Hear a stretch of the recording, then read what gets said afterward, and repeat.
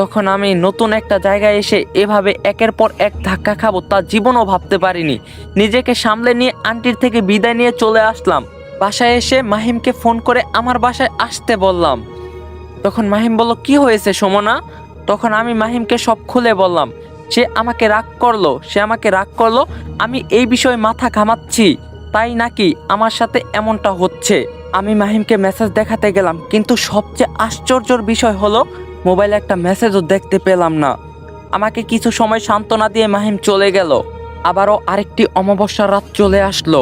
সেদিন নিচের বাসার সবাই এসে আমাকে সতর্ক করে দিয়ে গেল এই রাতে যেন বারান্দায় না যাই। আমি রাতে ফেসবুকিং করতে করতে কখন যে রাত 1টা বেজে গেছে খেয়াল করিনি।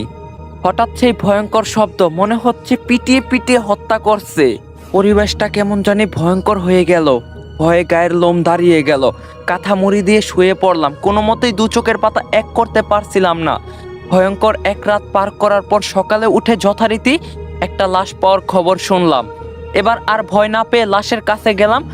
একদম বীভৎস অবস্থা। মাথার ভিতর শুধু এই ঘটনা ঘুরতে থাকলো। আবারও সেই আগের মতো কোনো কাজে মন বসাতে পারছিলাম না। এবার অফিস থেকে 3 দিনের ছুটি নিলাম। ছুটি নিয়ে সোজা থানায় চলে গেলাম।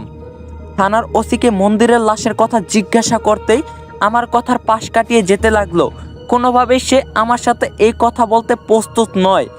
আমি থানা থেকে বিষণ্ণ মনে বের হয়ে আসছিলাম, তখন এক মহিলা কনস্টেবল আমাকে ডাক দিল।